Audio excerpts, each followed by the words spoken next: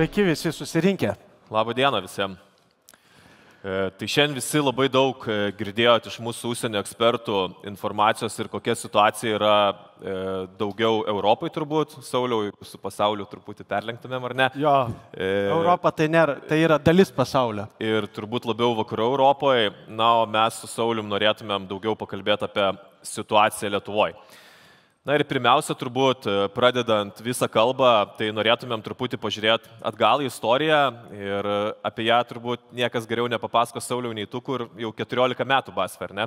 Taip, šiais metais vasario 24 būsiu tikslus, sueis lygiai 14 metų, kaip dirbu BASF ir per tą laiką mačiau ne vieno, ne dviejų ir turbūt net ne 10 produktų gimimo istoriją Lietuvoje. Ir ji prasidėjo 2012 metais, užregistravus tuo metu blockbusterį Adeksarą, kuriame mes pirmą kartą Lietuvos sąlygose pamatėme, kaip atrodo fluksapiroksadas, mūsų naujausias karboksamidas. Ir per tą laiką nukeliavom labai ilgą istoriją. Iki 2019, kur netikėtai mums jau 10-metį stebint iš šono, supratom, kad epoksikonazolui atėjo paskutinės dienos ir jo registracija buvo išimta. Na, o 20 metais, kas nutiko, Pauliau? Jo, mes užregistravom pirmą revizolio fungicidą Revitreksą.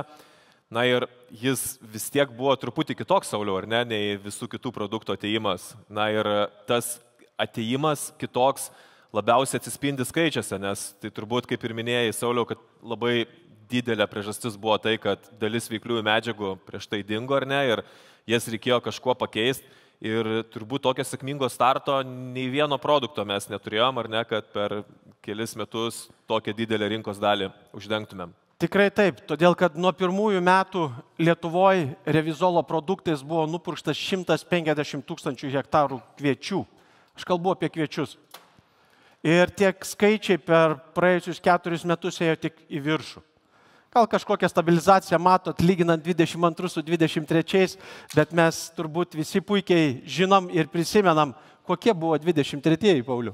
Jo, jie buvo labai sausi ir fungicidų sunaudojimas buvo daug mažesnis, tai tas stabilus kiekis, turėtumėm dar Sauliau pagrėžti, iš kur tie duomenys turbūt, ar ne, tai jie yra pagal oficialius mūsų pardavimo produktų skaičius ir lygiai taip pat tą rodo statistikos duomenys, su kuria turbūt ir daliai jūsų teko susidurti, kai vykdomos ūkininkų apklausos ir klausinėjama, kokie produktai naudojami. Na, natūraliai iškyla klausimas, kodėl tų produktų tiek daug ir kodėl jie tokie sėkmingi. Tai vienas iš atsakymų, turbūt apie kurį šnekėjom, kad kažkas turėjo pakeisti išeinančias veikliąsias medžiagas, bet dar yra turbūt ir kitų dalykų, ar ne, Sauliau? Jo, ir keletą iš čia matomų atsakymų mes sulaukėm klausimus neužlipę ant scenos. Tai reiškia, kad vis tik, Pauliau, mes pasidarbavom prieš ateidami čia, ne? Ir vienas iš klausimų buvo tirpalo kiekis. Revizolui jis pas mus ant etiketės produktų nurodyta. Nuo 100 iki 300 litrų tirpalo kiekio. Na, kita dalis, kur man labai kliūna už akių ir aš kartais peržvelgdamas senų produktų etiketės, pamatau 4 valandos be lietaus turi praeiti po augimo reguliatoriuose būna ir 6. Jo, tai iš tiesų tokie dalykai kaip tirpalo kiekis, laikotarpis be lietaus parodo produkto formos, jo inovatyviškumo, kad jį galima naudoti tiek su mažu vandens kiekiu, tiek jis turi labai gerą atsparumą lietui, nes tas pusvalandis be lietaus, tai reiškia didelio lietaus, tai jeigu iškart po purškimo praeina nedidelis lietaus, tai galim sakyti, kad efektyvumą mes turėsim beveik 100%. Dar labai vienas dalykas, kuris svarbus man kaip žemdirbiui, tai yra, kad mūsų registruotus revizolo produktus galima naudoti ne vieną kartą metuose, bet 2 kartus. Na, tas parodo, kad tas produktas yra saugus tiek aplinkai, tiek atsparumo vystimosi prasme. Taip, ir dar viena dalis, su kuria, manau, daug kas iš jūsų susidurėt, mes labai daug girdim apie tai šnekų. Tai prieš paskutinę eilutę čia iš etiketės yra tokie duomenys, kurioje yra apsaugos zona nuo vandens telkinių. Čia tos apsaugos zonos turbūt atsirado 22 metais, kai kurie produktai turi labai jas didelės. Na, o kai mes pristatinėjom Revizolį, vienas iš pagrindinių akcentų buvo, apie kurį mes kalbėjom, kad jis labai saugus aplinkai ir žmonių sveikatai. Na ir buvo iš kai kurių žmonių toks skeptiškas požiūris, kaip gali būti sintetinis produktas. Jo gali būti kažkoks saugesnis už kitus. Na ir manau, kad atsakymas ir įrodymas, kad iš tiesų jis yra saugesnis, tai tie etiketės reikalavimai mums, kaip sakyti, įrodo, nes kai dauguma produktų turi minimum 5 metrus apsaugos zoną, tai produktai su Revizoliu turi 1 metro. Jo, tai reiškia, jinai netgi yra mažesnė nei standartinis aplinkosauginis reikalavimas, ir dauguma iš jūsų 3 metrus palikę. Ir tikrai šis klausimas nuskambėjo prieš tai po Diterio prezentacijos ir mes suprantam, kiek tai yra svarbu šiandieniniai Lietuvai ir apskritai Europai. Na, Sauliau, dar toks natūralus klausimas. Produktų matom ne 3 su Revizoliu, bet turbūt ne visi jie tokie patys sėkmingi ir taip labai mėgstami žemdirbių, ar ne? Kuris vis dėlto iš tų produktų daugiausia mes jo parduodam ir kuris labiausiai mėgstama žemdirbių? Aš galvoju, kad tas, kuris yra žaliausias, o žaliausias mūsų produktas yra Belaja. Ar aš teisus iš tikrųjų? Jo, turbūt tai yra, įvardint galėtumėm kaip pagrindinę priežastį. Kodėl taip yra, nes jų yra daugiau, bet vaizdas ir žalias laukas, ypatingai jeigu jis yra žalesnis už kaimyno, tai yra turbūt vienas iš pagrindinių siekiamybių ūkininkų. Na ir dažniausiai tas žalias laukas ir žalia spalva siejasi su dideliu derlium. Tai jeigu mes turim tą geresnį vaizdą, tai čia keletas nuotraukų, nežinau, matosi turbūt ekrane, kad dešinė pusė, kuri buvo skirta purkšta Belaja savo spalvos intensyvumu, skiriasi nuo kairės pusės lauke. Na ir kodėl taip yra, tai turbūt pagrindinė priežastis yra Revizolio ir Piraklo strobino sąveika, nes strobilurinų rinkoje mes turim labai daug. Bet netgi tas pats Piraklo strobinas kombinacijoje su kitom veikliom medžiagom arba kituose produktuose Belajoje tokio žalinimo efekto neduoda ir jis ryškiausiai matomas būtent iš šito produkto. Vizualus, tas žalumas vizualus. Na ir taip šnekant, taip atrodytų, kad žalinimas, bet dar viena dalis yra labai svarbi, kad Belaja taip pat turi gerą efektyvumą ir nuo ligų. Tikrai taip. Tai tam įrodymui labai gražų filmuką sukūrė mūsų kolegos danai ir norėtume mes jį parodyti, nežinau, galbūt kažkas yra matę, nes jis jau ne metų ir ne 2. Jis sklando interneto platybėse, YouTube kanale ir aš tikiu, kad šiandien pamačiusiu šį video, tokį bandymą savo ūkiuose padarysim ne vieną ir ne 2 šiais metais. O gero išmanaus purkštuvo pagalba lauke buvo tiesiog nupieštas Belajos pavadinimas.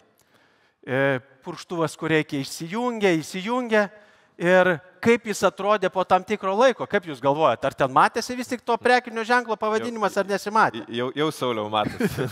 Jau matosi. Kas įdomiausia, užbėgsiu truputėlį už akių, net kombainui važiuojant ir tai matėsi tas skirtumas arba produkto pavadinimas. Ką tai reiškia, kad šis produktas tikrai veikia grybinės ligas, augalą daro tolerantišką stresui ir skatina jį apsirūpinti maisto medžiagom ir galutiniam variante, aišku, užauginti didesnį derlių. Tai tiek pripasakojom daug visko apie Belają ir žalina ir populiariausia tarp ūkininkų daugiausia parduodam. Ir man toks iškyla natūralus klausimas, ar vis dėlto, Sauliau, Belaja yra stipriausias fungicidas BASFO ar ne?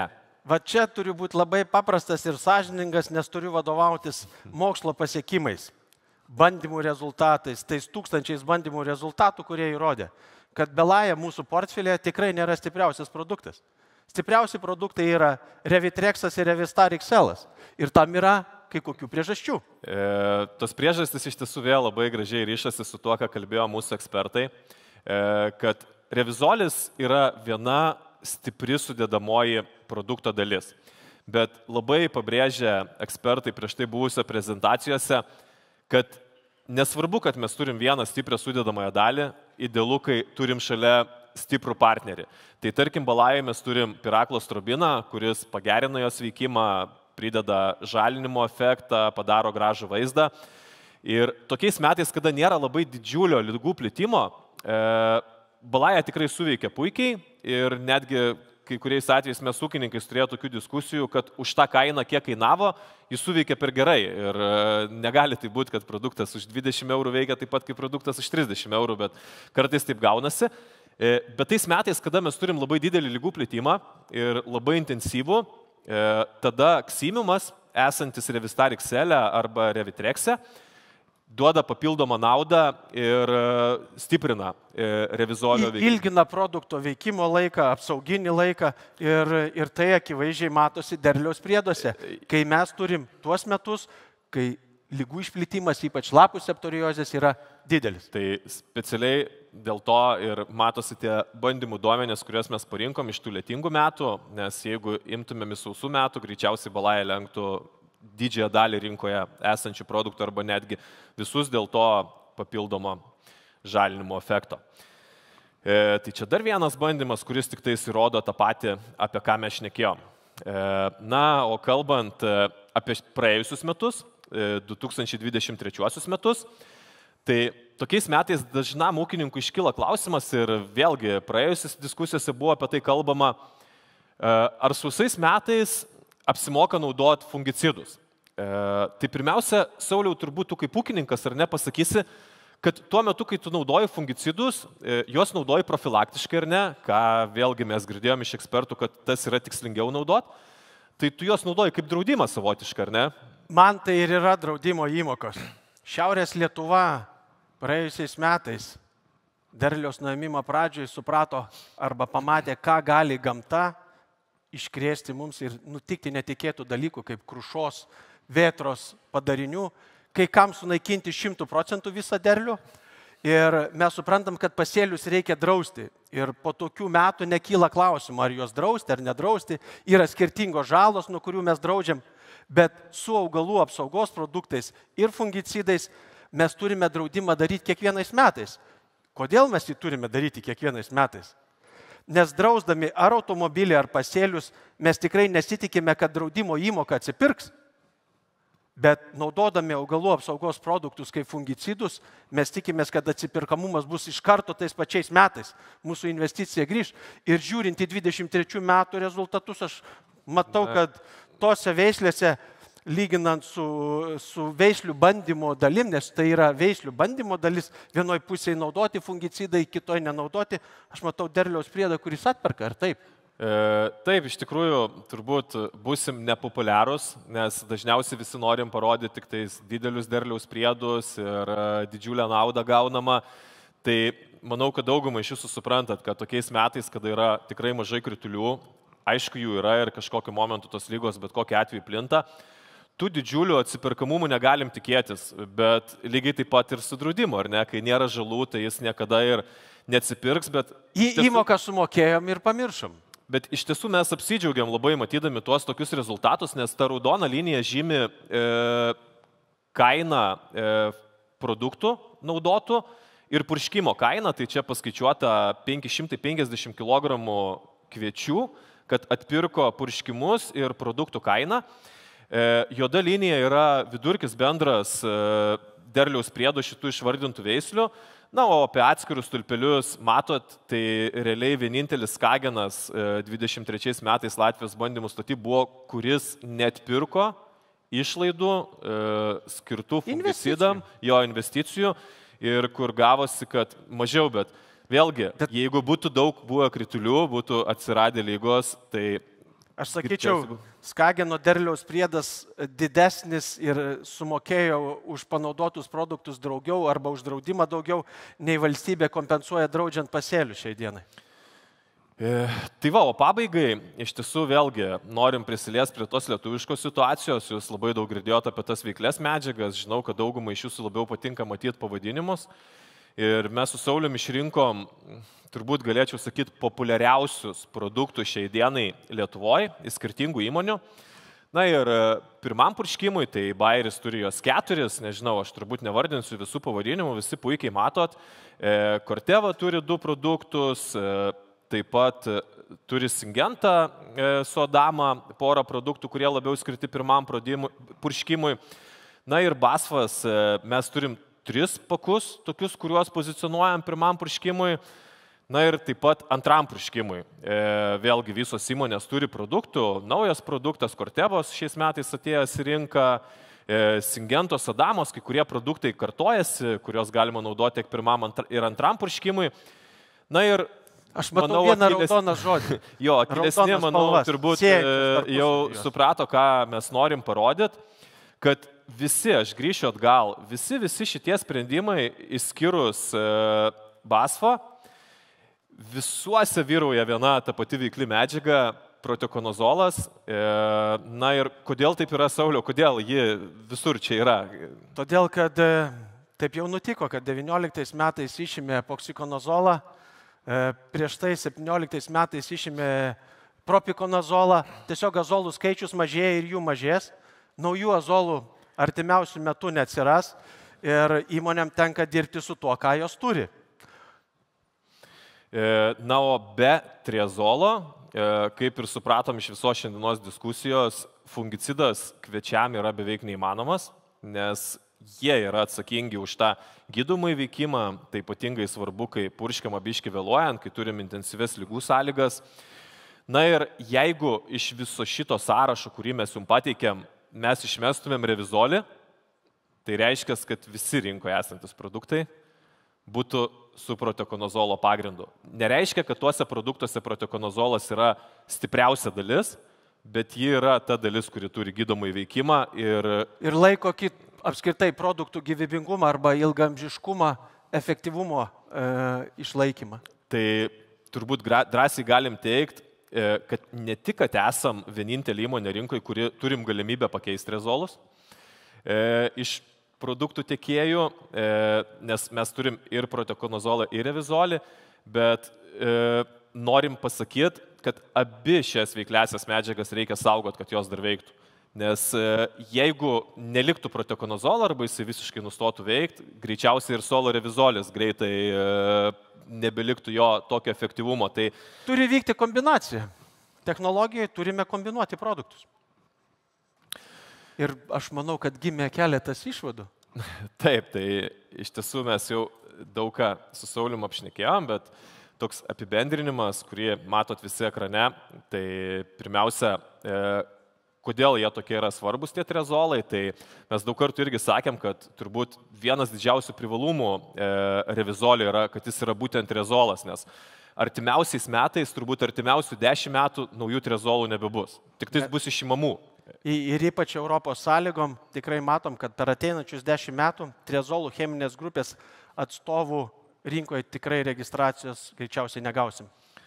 Na ir tai turbūt ir yra, kad kadangi, kaip aš ir minėjau, proteokonozolas irgi mes labai tikimės, kad liks gyvent ir kad jisai veiks, nes dėl kai kurių lygų jis yra neišvengiamas ir jo reikia. Ir mūsų bendras darbas yra, mes bendrai turime dirbti, kad ši produkto dalis, kaip proteokonozolas, būtų efektyvi mūsų sąlygomis, kiek galima ilgiau. O vienintelis kelias turbūt tą padaryti? Kombinuoti. Tai nebekamuoti jo. Nekamuoti pirmam purškime, antram ir trečiam, bet leisti, kad revizolų kiekvienas žieminių ir vasarinių kviečių hektaras būtų nupurštas vieną kartą, na ir vieną kartą proteokonozolų. Taip, dėkui Jums. Dar daugiau naujienų laukia.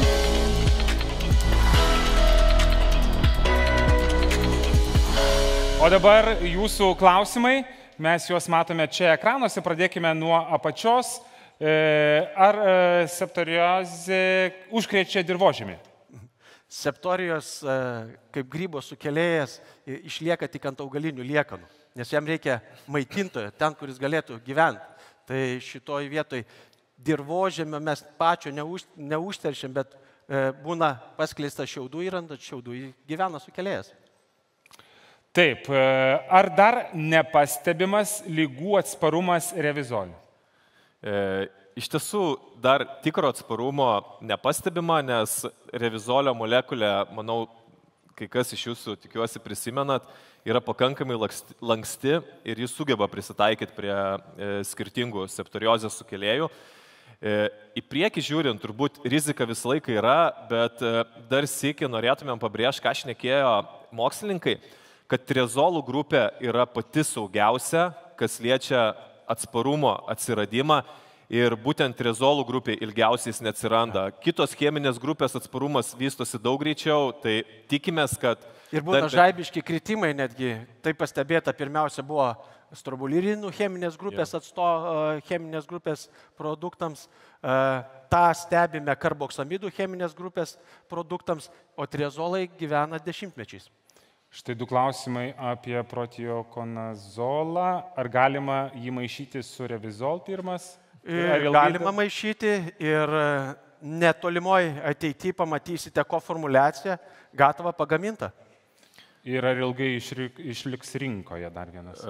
Iš tiesų turbūt šiandieniniam rinkos sąlygom prognozuoti yra labai sudėtinga kažką, nes šiai dienai nėra tokio termino, kad tais ir tais metais jo nebeliks. Tai atrodytų, kad turi išlikti, bet to situacija čia kinta labai mobili ir tikrai nepasakysim, kaip ilgai pagal šias dieninę situaciją atrodo, kad dar išliks. Nes didžioji dalyvis tik taip priklauso nuo politikų valios. O juos kažkaip palengti galim? Su politikais reikia diskutuoti. Kaip supratau, Ignai buvo Ispanijoje, tai nematėt Vilniuje. Turbūt nemažai dalis ūkininkų buvo ir tikrai gana svariai bandė jos lenkti. Taip, ir naudojo argumentus ne taip, kad mes geresni, blogesni, bet argumentai turi būti paremti mokslu, statistika, analitinė informacija ir mokslu. Nauji fungicidai, BASF, apie tai pakalbėsime vėliau. Iš tiesų, naujų fungicidų turėsim. Bet ne 24-ais išskyrus revidą. Jo, ar turėsim naujų veiklių medžiagų? Irgi panašu, kad turėsim, bet taip. Kada dar labai sunku atsakyti. Ateitis miglota, lauksim registracijos ir prieš užregistruojant produktus tikrai jūs informuosim. Bet naujo triazolo, Sauliau, greičiausiai neturėsim, ar ne? Ta, ką matom ateinančius 10 metų, BASF tikrai neturės naujo triazolo ir Europoje užregistruoti triazolų cheminiai grupiai priklausančius fungicidus bus be galo sudėtinga. Taip, būtent apie saugumą ir dar panaudojimą. Ar tikrai saugu naudoti produktą 2 kartus per metus, ar neprarasime efektyvumą, gal ne šiemet, bet kitais metais? Rekomendacija yra paremta registracija. Registracija paremta moksliniais tyrimais ir jeigu mūsų produktai registruoti 2-kartiniam naudojimui, vadinasi, tai atitinka registraciją ir tai atitinka rekomendaciją. Jei produktas registruotas 1-kartiniam naudojimui, vadinasi, jis ir turi būti naudojamas 1 kartą ir tai yra registracija atlikta ne tam, kad tiesiog užregistruoti šiaip savo. Registracija yra paremta tuo, kad gamintojas šito produkto negali rekomenduoti 2-kartinio naudojimo. Sauliau, dar šitoj vietoj, jeigu galima, norėčiau tai papildyti, turbūt irgi daug kartų girdėjęs tą klausimą, tai šitoj vietoj, man atrodo, jis labai tinka. Ką geriau naudoti 2 kartus? Ar proteokonazolą, ar revizolį? Tai, manau, atsakymas daugumai aiškus, nes proteokonazolas jau šį dieną tikrai labai daug metų ir jam atsparumas gana yra didelis. Tai jeigu jau nusprendai naudoti 2 kartus, tai vienareikšmiškai geriau tą daryti su revizoliu, kuriam ir etiketės, ir moksliniai ir jis yra naujausias produktas. Bet ar tikrai verta purkšti profilaktiškai, jei orų prognozės kelias savaitės į priekį rodo sausrą? Su orų prognozėm kažkada man irgi toks labai įstrigęs vieno žmogaus posakis. Sako, orų prognozė daugiau nei 3 dienom į priekį, tas pats, kas Palmyros horoskopas. Tai, o tai buvo nagli šūlį. Tai iš tikrųjų turbūt tame yra daug tiesos ir turbūt logiškiausia, mes irgi labai dažnai apie tai diskutuojam, kada mes matom mažą riziką, lygiai taip pat kaip su draudimu. Jeigu mes matom mažą riziką, reiškia, mes pasiemam kažkokį pigesnį paketą, tai šituo atveju turbūt tinkamiausias būtų naudoja mažesnę normą, kad turėtumėm apsaugą ir sutaupom pinigų. Arba paprastas pavyzdys su pasėlių draudimu. Nedraudžiu rudenį, Nu, kaip jau bus su peržymojimu, tai bus, ne? Bet draudžiuosi pavasarį ir draudžiuosi, pavyzdžiui, išimų draudimo tokia sąlyga kaip sausra, o draudžiuosi tik tais nuo krušos ir nuo stichinės liūties. Tikiuosi atsakėm. Taip, apie panaudojimą 100 litrų vandens reikia mažinti chemikalų kiekį tirpale. Augalų apsaugos produkto normos nereikia mažinti. Vienintelis dalykas, pagal rekomendaciją, tirpalo kiekio rekomendaciją, priklauso nuo to, kokį jūs purkštuvą turite, o revizolui, tiek Belajai, tiek Revistar XL, tiek Revitrexui, pilnai pakanka 100 litrų vandens į hektarą, normos mažinti nereikia. Norma parenkama pagal tai, kokią jūs norite ją naudoti ir kokią ją reikia naudoti jūsų laukose. Aš kadangi, Sauliau, matau tą klausimą prieš akis, tai čia ta norma tokia labai įdomi parašyta, 1,5 litro į hektarą Revitrex. Tai aš manau, kad ta norma iš principo yra turbūt Mes labai Revitrex'e didelė. ir turim registraciją nuo 0,75 iki 1,5 litro. Jo, bet standartiškai Čia maksimumas. litras yra ta norma, kuri labai gerai veikia.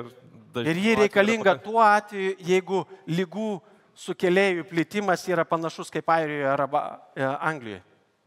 Tai šiek tiek padauginam su chemikalais. Biškai padauginam.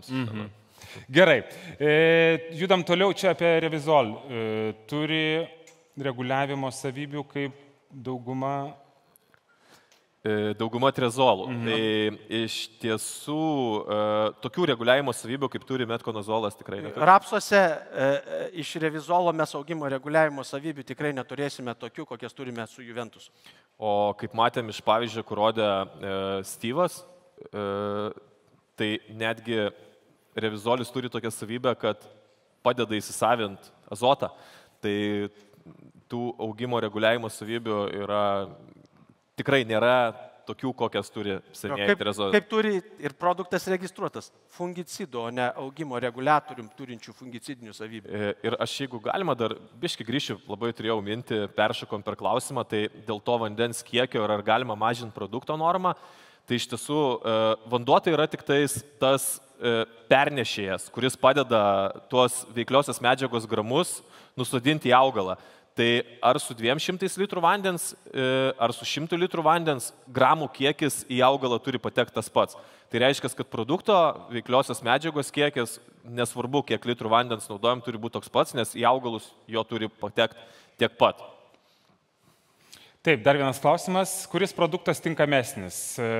T1, o kuris T2 purškimui? Vienareikšmiškai Belaja yra tinkamesnė pirmam purškimui, o Revitrexas vėliavinio lapo apsaugai. Dar, Sauliau, galbūt mes pirmam purškimui vis dėlto populiariausias produktas turbūt mūsų yra Belaja Flexpakas. Jo, turim Belaja Flexpaką, bet o solo Belaja yra ūkiai, kurie naudoja ir antram purškimui ir tikrai tokia galimybė yra, bet vis dėlto Revitrexas, kaip ir minėjom, yra stipresnis, turi stipresnį partnerį, Revitrexas, Revistar XL. Ir vėliaviniam lapai, kuris yra pats svarbiausias ir ypatingai esant intensyvesniems sąlygom lygų, tai yra tinkamesni sprendimai.